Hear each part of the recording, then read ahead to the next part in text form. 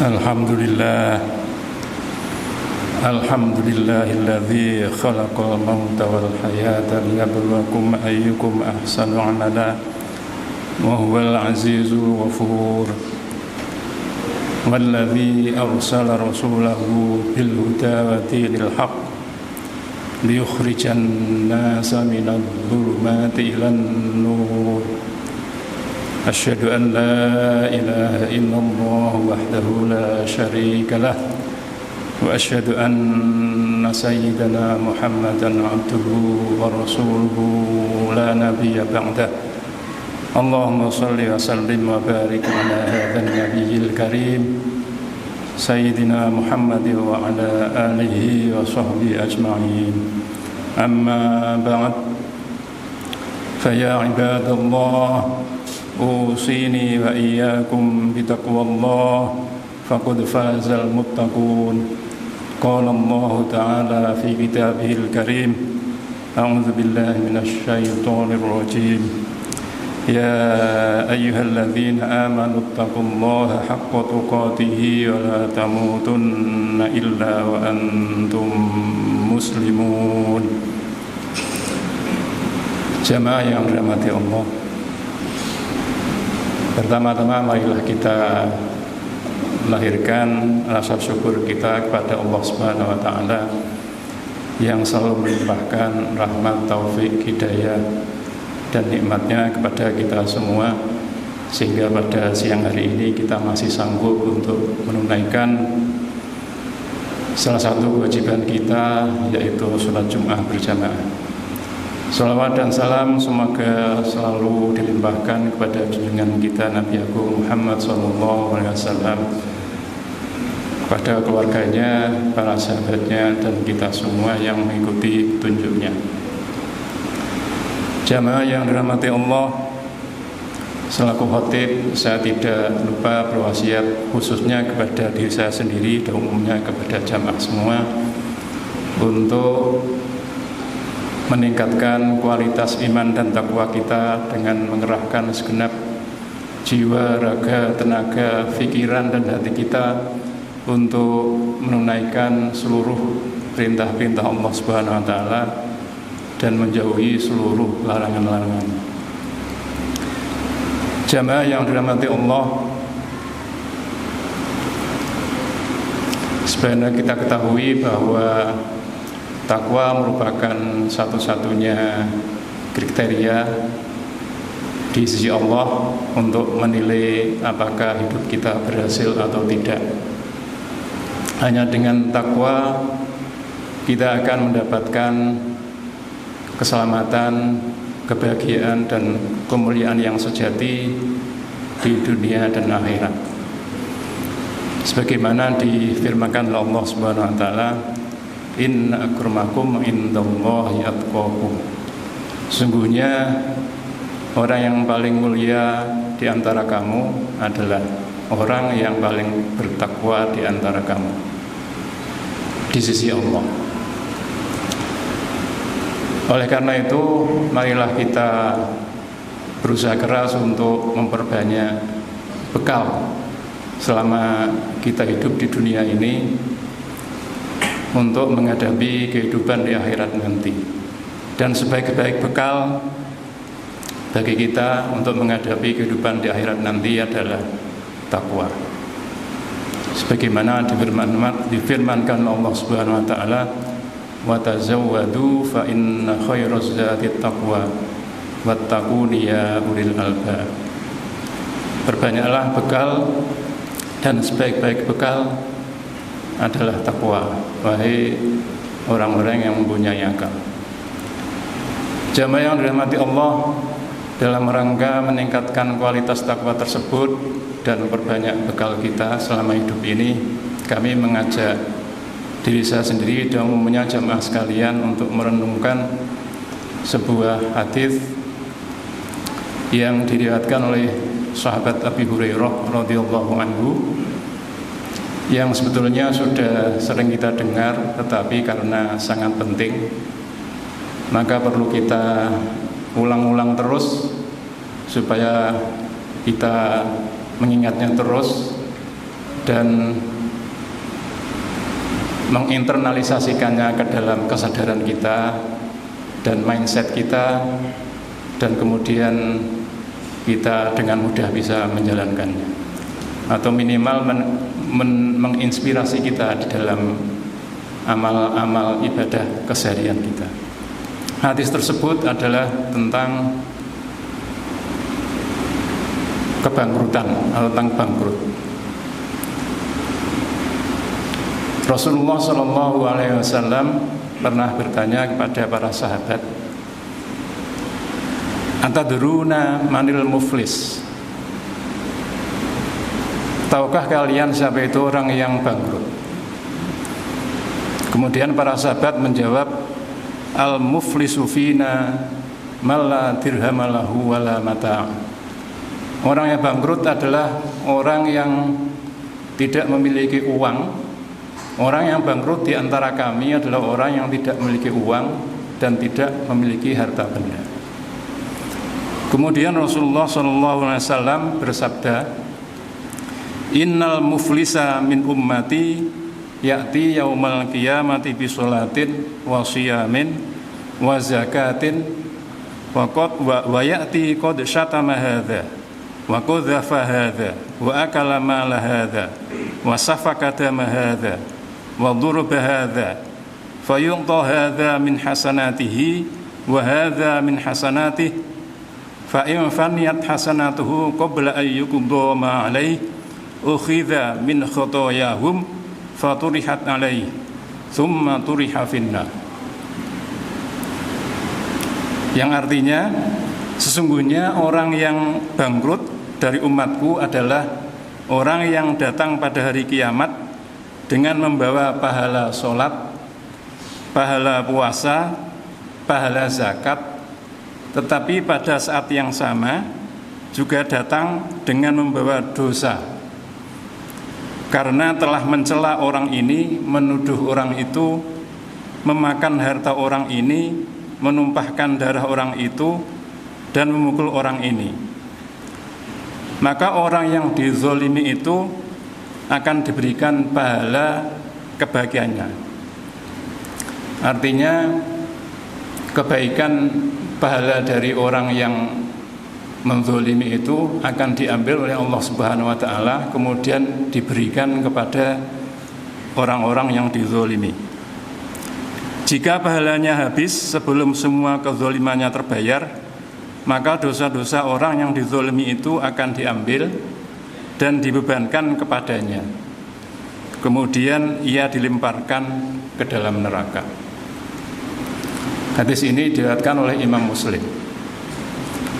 Jamaah yang dirahmati Allah, ada beberapa hal yang bisa kita catat dari hadis ini. Yang pertama, menurut hadis ini ada dua pengertian tentang bangkrut, yaitu bangkrut menurut para sahabat sebelum diajari oleh Nabi, dan bangkrut menurut Rasulullah SAW. Dan bangkrut seperti kita ketahui merupakan istilah keuangan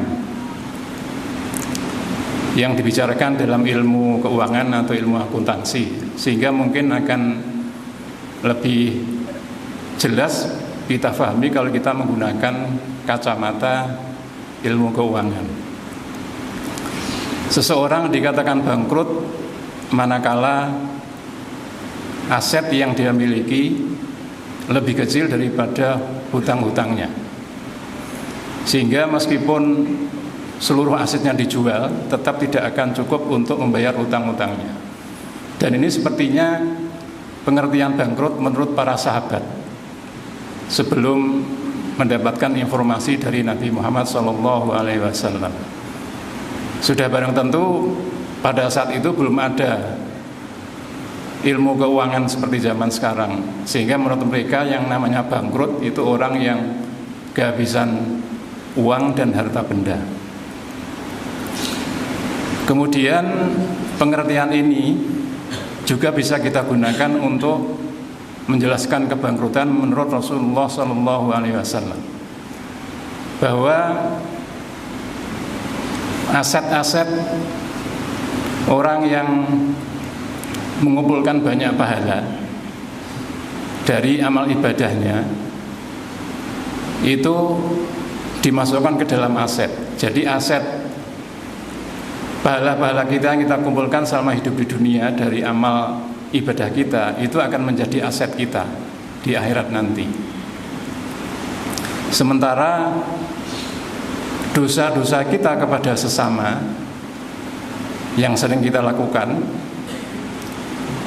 dari mencela, menghina, menyakiti, mengambil hartanya orang lain, menumpahkan darahnya orang lain, itu akan menjadi hutang kita, menjadi kewajiban kita kepada sesama yang harus kita bayar ketika nanti di akhirat.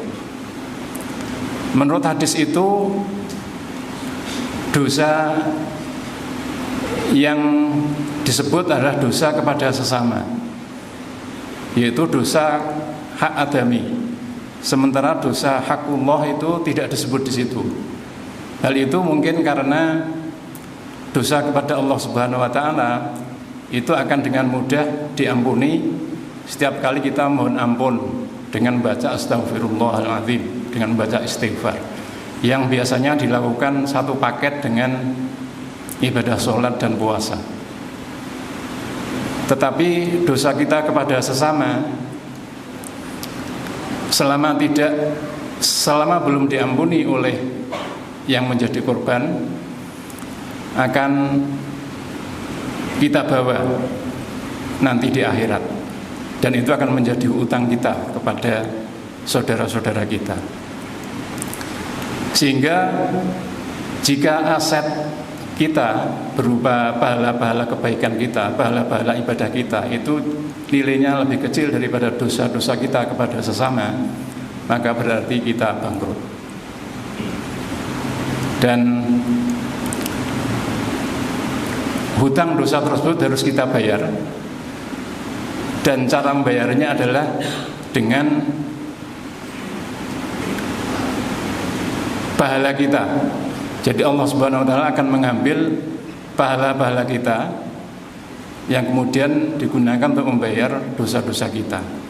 Dan apabila pahala-pahala kita itu tidak cukup untuk membayar dosa-dosa kita, maka dosa-dosa orang yang kita zalimi akan diambil kemudian dibebankan kepada kita, dan kemudian kita akan dilemparkan ke dalam api neraka.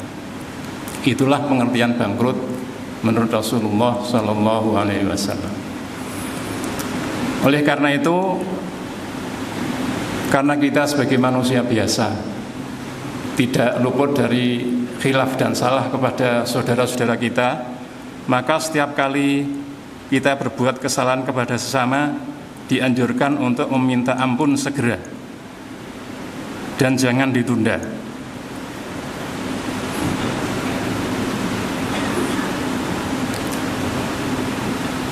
Jamaah yang dirahmati Allah, catatan yang kedua adalah bahwa Islam menekankan tidak hanya hubungan manusia dengan Tuhannya atau hubungan vertikal melalui ibadah-ibadah ritual. Tidak ada jaminan bahwa ibadah ritual kita itu sangat bagus, mendapatkan pahala yang banyak, kita akan selamat di akhirat nanti, selamat dari siksa api neraka. Semuanya masih tergantung kepada hubungan kita dengan sesama, atau hablum minan nas. Islam mengatur bagaimana caranya kita berhubungan dengan sesama manusia, yaitu dengan dua prinsip. Yang pertama adalah adil, dan yang kedua adalah ihsan. Sebagaimana ditemankan oleh Allah Subhanahu wa taala dalam sebuah ayat yang sering dibaca oleh khatib menjelang khutbah berakhir. A'udzubillahi minasyaitonirrajim. Innallaha ya'muru bil adli wal ihsan wa ita'i dzil qurba wa yanha 'anil fahsya'i wal munkari wal baghi ya'idzukum la'allakum tadhakkarun. Sesungguhnya Allah memerintahkan berbuat adil dan ihsan dan seterusnya. Menurut seorang ulama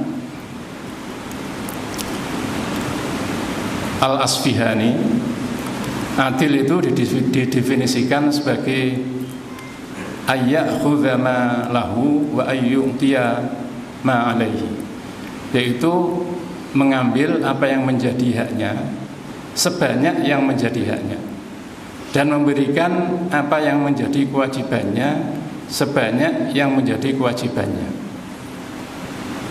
Kalau kita punya kewajiban membayar atau memberikan 1 juta, kemudian kita memberikan 1 juta, itu berarti adil. Apabila kita punya hak untuk mendapatkan 2 juta, kemudian kita mengambil 2 juta, itu juga adil. Dan menurut sebagian ulama, adil ini hukumnya wajib. Kemudian yang kedua adalah ihsan. Ihsan ini di atas adil dan hukumnya sunnah. Dan ulama yang sama mendefinisikan ihsan sebagai ayyakhudha aqalla ma lahu wa ayyu'tiya aktsara ma alaihi, yaitu jika kita mengambil lebih sedikit yang menjadi hak kita dan memberikan lebih banyak dari yang menjadi kewajiban kita. Jadi seumpama kewajiban kita itu memberi 1 juta, kemudian kita memberi 10 juta, itu namanya ihsan. Sebaliknya, kalau hak kita itu mendapatkan 10 juta, kemudian kita mengambil hanya 1 juta, itu namanya juga ihsan. Sehingga kalau kita menolong kepada sesama, itu namanya ihsan. Kita tidak punya kewajiban tertentu kepada seseorang, tetapi kita memberi, biasanya kepada orang-orang yang lemah, itu namanya ihsan. Misalnya kalau kita di angkutan umum, kita mendapatkan tempat duduk, kemudian ada orang tua yang masuk tidak mendapatkan tempat duduk, kemudian tempat duduk itu kita berikan, itu namanya ihsan. Dan seterusnya. Adapun lawan dari atau kebalikan dari ihsan adalah zulmun atau zalim, yang hukumnya haram. Dan zalim inilah yang menyebabkan kita punya hutang dosa kepada sesama, yaitu apabila kita mengambil lebih banyak dari yang menjadi hak kita dan memberikan lebih sedikit dari yang menjadi kewajiban kita. Itulah zalim. Jamaah yang dirahmati Allah, catatan yang terakhir dari hadis tersebut adalah ada kemungkinan 4 golongan dari hadis tersebut. Yang pertama adalah orang yang bangkrut di dunia tetapi tidak bangkrut di akhirat. Orang ini termasuk orang yang selamat, meskipun mungkin sengsara di dunia. Kemudian kelompok yang kedua adalah orang yang bangkrut di dunia tetapi juga bangkrut di akhirat. Orang ini adalah orang yang paling celaka atau sangat celaka. Kemudian ada orang yang tidak bangkrut di dunia tetapi bangkrut di akhirat. Orang ini termasuk yang selamat meskipun menderita di dunia. Kemudian kelompok yang terakhir adalah orang yang tidak bangkrut di dunia dan tidak bangkrut di akhirat. Orang ini adalah orang yang paling selamat dan orang yang paling bahagia dan yang paling mulia. Mudah-mudahan Allah Subhanahu wa taala memasukkan kita ke dalam kelompok yang terakhir, yaitu orang yang tidak bangkrut di dunia dan tidak bangkrut di akhirat. Amin amin ya rabbal alamin. Barakallahu li wa lakum fil Qur'anil azim ونفعني وإياكم من الآيات والذكر الحكيم وتقبل مني ومنكم تلاوته إنه هو الغفور الرحيم وقل رب اغفر وارحم إنك أنت أرحم الراحمين.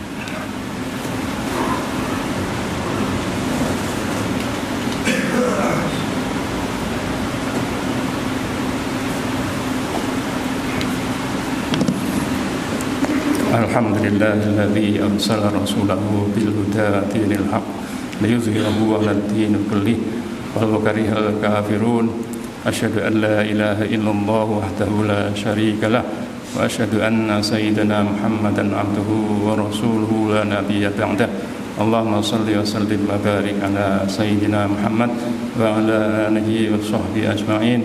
Qala Allah ta'ala fi kitabil karim Inna Allah wa malaikatahu yusalluna 'alan nabi ya ayyuhalladzina amanu sallu 'alaihi wa sallimu taslima. Allahumma shalli wa sallim wa barik ala sayyidina Muhammad wa ala alihi wa sahbihi ajma'in. Allahumma ighfir lil muslimin wal muslimat wal mu'minin wal mu'minat al ahya'i minhum wal amwat innaka sami'un qaribun mujibud da'wat ya qadiyal hajat. Allahumma ja'al jami'atana hadhihi jami'atan thayyibatan mubarakah tajri fiha ahkamuka wa sunnatu rasulik ya ilahana ilaha kulli syai' hadha haluna la yakhfa 'alaik. Allahumma inna nas'aluka 'ilman nafi'a wa 'amalan mutaqabbala wa rizqan halalan thayyiban mubarakan wasi'a. Allahumma inna na'udzubika min azabil qabri wa min azabil nar wa min fitnatil mahya wal mamati wa min syarri fitnatil masiihid dajjal. Ya muqallibal qulub tsabbit qulubana ala dinik ya musarrifal qulub sarrif qulubana ala ta'atik. Allahumma ansur ikhwanana al mujahidin fi kulli makan. Allahumma ansur ikhwanana al mujahidin fi Falastin. Allahumma ansur ikhwanana al-mujahidina fi Gaza. Allahumma dammir a'da'ahum. Allahumma dammir a'da'ahum minas suhyuniyin wal israiliyin innaka ala kulli syai'in qadir.